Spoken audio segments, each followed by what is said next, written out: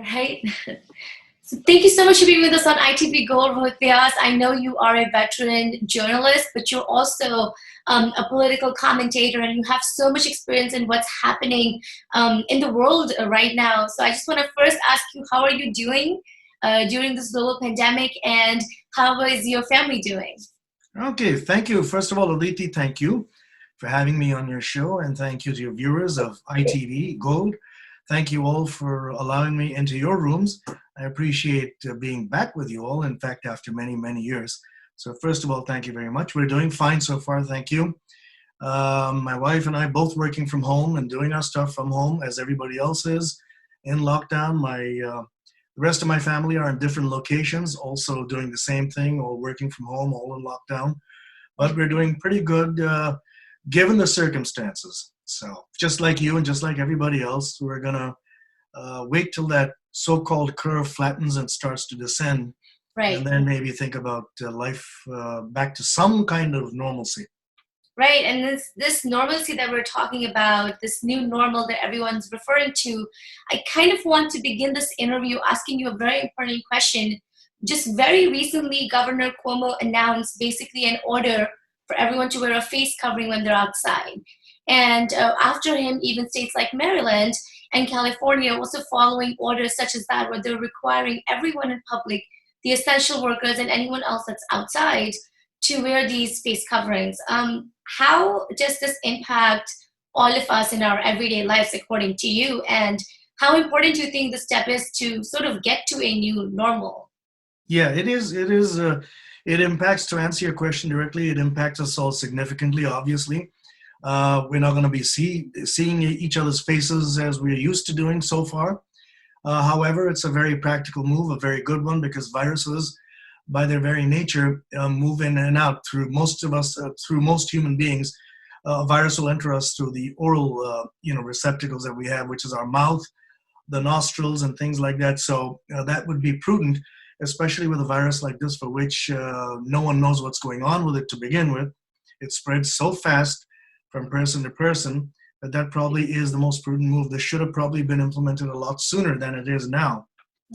Here in New Jersey, where I am located right now, we've had this mask implemented for indoor locations, including grocery stores and pharmacies and the like, the only sort of businesses that are operating. So that was implemented last week here in New Jersey, where it became mandatory for everyone to wear a face covering of some sort, not necessarily the N95 masks, which doctors and hospitals need, or the other facial mask, which doctors and nurses also need. But some kind of facial covering to prevent. Basically, the idea is to remember that each one of us could be a carrier. Most of us could be asymptomatic. A great number may not be asymptomatic. Right. But the assumption is that we should all assume that we are carrying this virus and could spread it to someone else. And therefore, the face covering rule is essentially to prevent us from transmitting anything inadvertently by talking or sneezing or coughing or just breathing Right. to someone else. So I think it's a great move. I think it's great, but it is going to impact life very significantly. Do you think this has anything to do with reopening of certain states? I know Governor Cuomo said that this has nothing to do with the reopening, but if this happens across various states in the United States of America, do you think we are heading towards a reopening, according to you?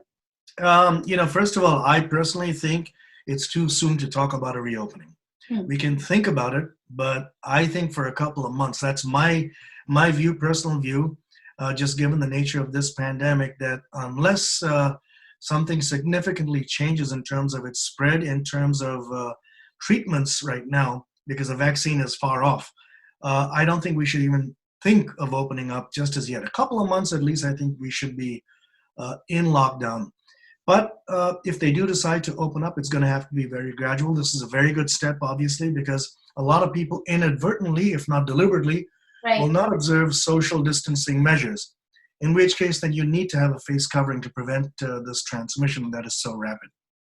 Right. Mr. Vyas, I want to discuss politics with you right now, because with your expertise, understanding what politics has turned into during this global pandemic is, I think, very essential for our viewers. And to understand the roles and responsibility of states, and as well as the federal government, I think that's also very essential. Your comments on what has happened on each level of the government, and as well as what is going on in the entirety of the US politics right now. Yeah, well, it's a lot of people don't understand the nature of the United States. It is the United States of America. So essentially, they're the states, and they are united under one federal law, such as foreign policy and generally the economy and certain things like that. So when the United States Constitution was written up, the states were given their individual mandates and powers. Right. The president, this probably, I'm putting it simplistically to try and explain to viewers. The president is the federal authority. He's the executive branch. He does have enormous powers and authorities. However, so do the governors of all the 50 states of the United States. They have complete authority. The same executive powers that the president has at the federal level, they have at the state level. Right. And therefore, the whole relationship is this. If a disaster has to be declared, which right now is in all 50 states for the first time in history, 50 states are under a disaster declaration of the federal government. So each of those states has the option to ask the federal government, the president of the United States, could you please declare a disaster in our state? Because that would open up federal funding to flow in. So usually the president would act at the instance of the governors. The president cannot act under the US Constitution at his whim and fancy and order states to do whatever the federal government wants it to do. In a national emergency, the president can strongly recommend that something has to be done. So for instance, it's, if you've seen some of these news briefings that have been taking place over the past few weeks, right. Reporters have pressed President Trump, why don't you declare a national lockdown, declare a lockdown for the whole country and, that type of thing. And he keeps saying that, I don't really want to do that because I can't do that. There are constitutional provisions, which means the states decide that. He can recommend, he can suggest that I suggest we have all 50 states go into a lockdown because this is the best way we figure we will prevent this pandemic from spreading further, and those who haven't got it, who have not suffered it yet, will not see it at all. So he can recommend it, but it is up to the states to decide. So the politics is simple. A lot of people don't understand it, but that's the way it works in the United States. Well, and it's very intricate and it's very complicated at the same time. I think we all just need to make sure that we're, continuing to follow the news, follow the updates from various outlets to really know what's happening. Another political subject that I really want to discuss here is, and it's educational. It's educational. Yes. when you listen to this every day, because you'll see the reporters are trying to get the answers themselves, right. And everybody is in this learning curve of figuring out.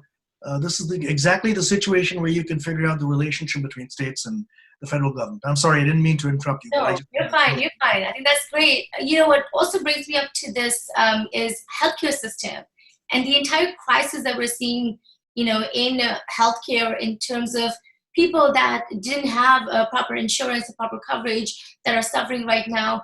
We're also talking about undocumented immigrants in certain areas that are also suffering right now. We're also talking about a massive overflow in the entire healthcare system right now. You have states even asking for other healthcare workers to fly in because they are over capacity and they need help. Describe to us your comments on this crisis of healthcare, and what should the audience watching right now expect from what is going to be the next phase of this healthcare system? Yeah, I think this should have been seen. Actually, there's President George W. Bush in 2005. He addressed the National Institute of Health and he warned the world of a pandemic in a very significant speech at the time. I remember when I was doing the newscast at the time, I remember using that as part of my news, that particular speech of President George W. Bush, because I felt that viewers needed to be warned about what he was saying. Then he predicted that a pandemic would do enormous damage. It would do exactly what it's doing now. I think all countries of the world should have been much better prepared for a pandemic. If you study history and you study the history of something like a pandemic, for instance, the Spanish flu in 1918, the Black Plague, which ravaged Europe way back when, pandemics tend to come every 100 years or a little less than that or so, all right? So this was about time that we were about to face one. I think the world should have been prepared for this a lot sooner, a lot more in advance, to be able to overcome exactly what you have just illustrated, which is the overwhelmed hospitals, governments shutting down suddenly, The economy is totally teetering on the brink of collapse and all the rest of it. This is an international emergency. And the healthcare was bound to be affected anywhere in the world. You can never over-prepare, really, and you can't be always sure that maybe if you had prepared enough in advance, as I'm suggesting, that we would have overcome this and beaten the odds. No, you can't predict it because you simply don't know the nature of the virus. Right. This one's tough. It's showing us how bad it is. And so it's something you can, but you should prepare for it as best as you can. And I think right now the world is doing all it can. I think the World Health Organization should have done a better job in stepping in much sooner on this, because that's their job. Their job is to monitor outbreaks like this anywhere in the world, anywhere on the face of the planet. And if they see a trend, to immediately warn all governments, all health ministries around the world, this is what we think is going to happen. We better start preparing. Where is the future of our healthcare system going, according to you? The future of the healthcare system will be fine. I don't think there's going to be a problem. You've got lots of doctors and nurses out there risking their lives, incidentally. And incidentally, for your viewers, a lot of Indian American physicians and nurses who are out there have laid down their lives. Actually, many have passed away because of this virus. Various age groups as well. And so healthcare is going to revolutionize itself after this. Be much more prepared, I think, in the future. This is a learning curve for everybody, including doctors. Even doctors don't know what they're dealing with. Right. They know what a virus does, and they know what a possible pandemic could be. But even for them, this is going to be an experience that they're going to have to use to teach them something more for the future. Where does the responsibility lie then? I don't think the responsibility lies with any one individual or anybody. I mean, some could say that the eating habits of certain people have led to this. For instance, they're talking about, this virus appears to have come from a bat, which is a rodent. Rodents naturally carry a lot of coronaviruses, all right? And a coronavirus is basically a type of virus that can mutate into various types of other viruses within the same family, which would then lead to a disease such as COVID-19, which we have right now. And I don't think you can narrow it down to one single factor.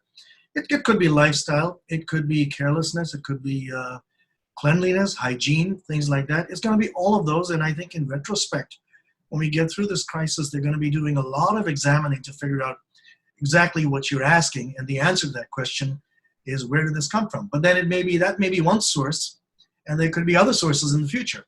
So, it's a hard question to answer, but I think we'll learn. Scientists will learn and figure things out. And another popular question that we are getting from our audience is on the system of education here. And again, it is confusing. It is overwhelming. It has parents all over the place right now. Your comments on these developments in the system of education, and how far do you see this entire process of e-learning, learning through their own homes? Do you see that happening for the next couple of months, according to you again? Oh, yeah. Oh, yes. Well, New York City has already declared that the school year is out for this year. So, which means they're stuck at home. They're going to have to. We're blessed. We're blessed that we have this, that you and I can talk like this. I'm in my home, you're in your home. And we're doing a whole show, a television show. Our own business is changing, the TV business, where we're going to be doing, you'll see a lot of us, people in this profession, will be doing a lot of this from here. Same thing with education. There are a lot of teachers I know who are out there educating their students. Of course, there's the issue of many students from less fortunate areas not able to afford computers and tablets and the rest. And the governments around the country are helping, doing their best, as well as NGOs and volunteer organizations trying to get those equipment to students. I think this will be a part of our future learning experience.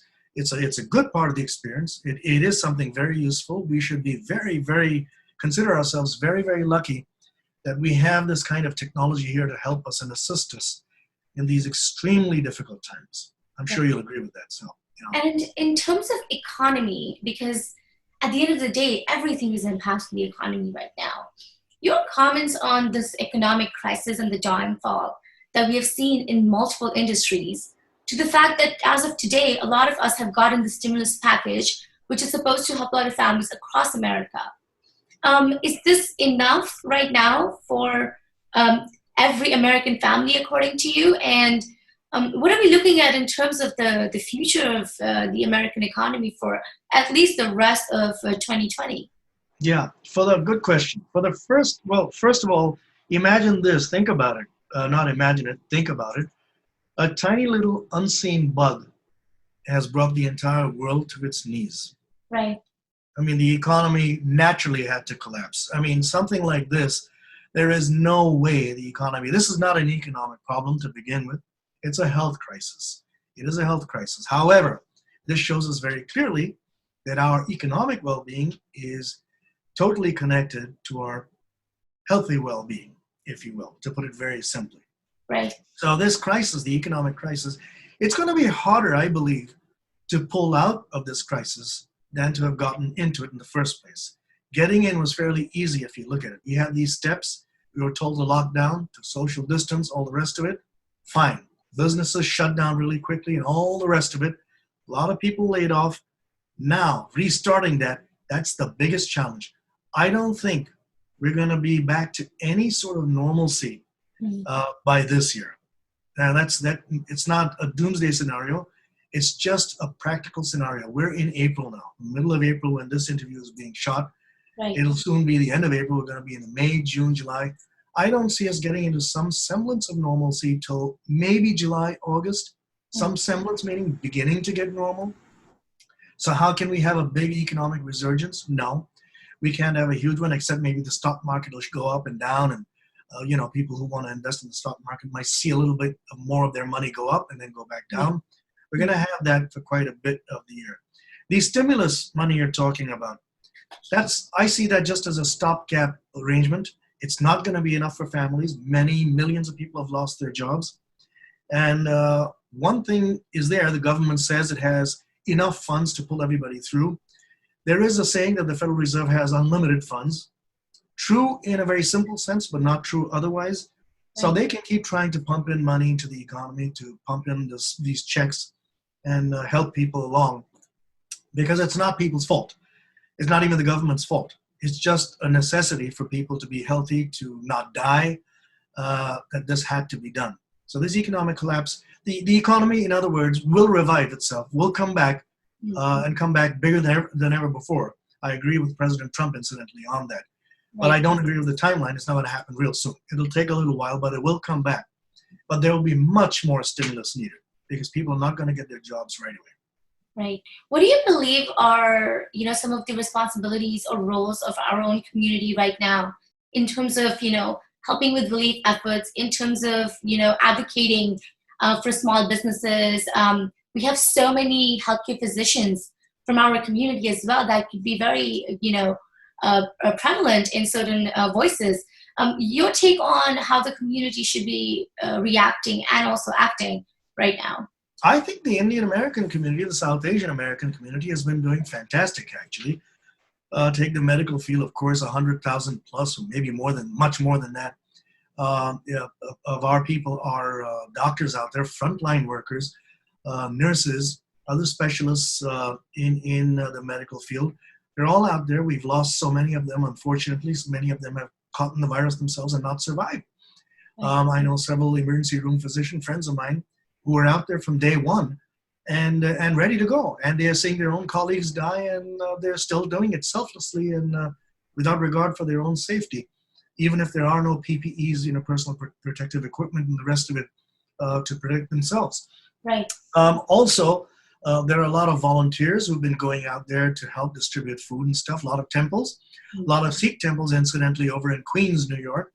A lot of the gurdwaras have been running kitchens to deliver food to, first responders, to hospitals, and just to regular people who need it. People in the neighborhood, people around who are going to food banks.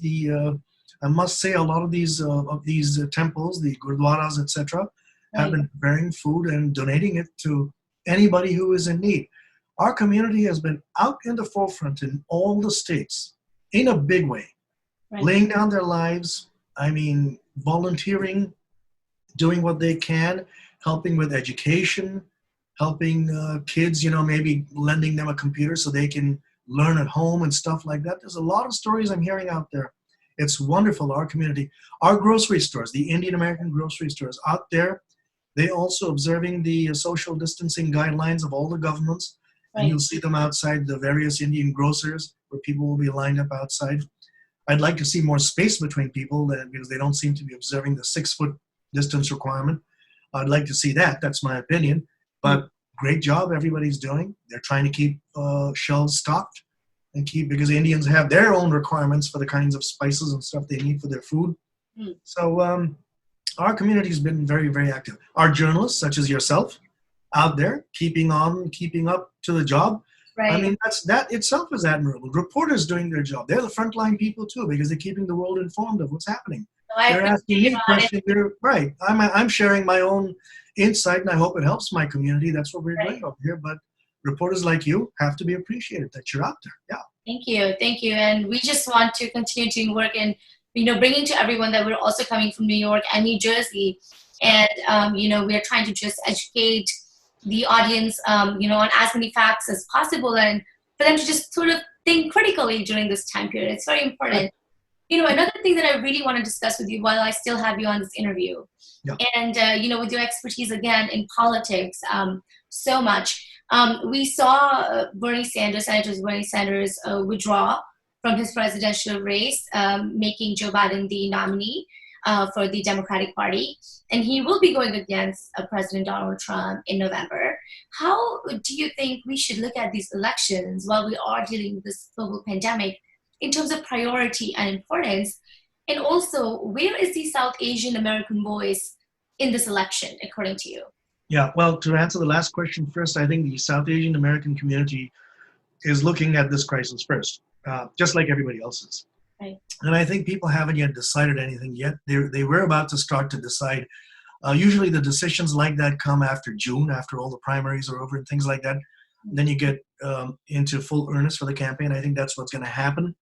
At this stage, nobody is really focused on the elections. If you look at all the mainstream media here, by this time they would have started having debates and all the rest of it, Right. on their shows and discussing who was going to be who and doing what, etc., and whether it's going to be Trump or it's going to be Biden or Bernie Sanders. Now we know, of course, Joe Biden will be the expected nominee of the Democratic Party. Right. President Trump will be running again. But all of it now hinges on whether this virus is toned down at least somewhat so that elections can even be held. There's already debate about mailing in ballots versus going to the polling booths. That's heating up. So I think that's going to be an issue. But I think the Asian community, the South Asian community, the Indian American community, the mainstream American community right now is not focused on the elections at all. So that's going to be put on the back burner at least until June or July. And maybe then it'll be revved up if things calm down on this health crisis front.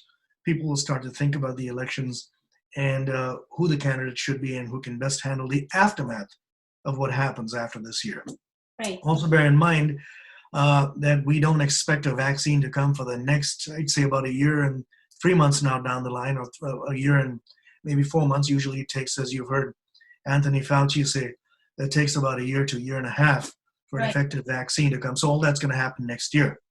So the elections could go either way because people are going to then at that point weigh who do they think will be able to implement proper healthcare for the public in the future more effectively. Will it be Trump? Will it be Joe Biden?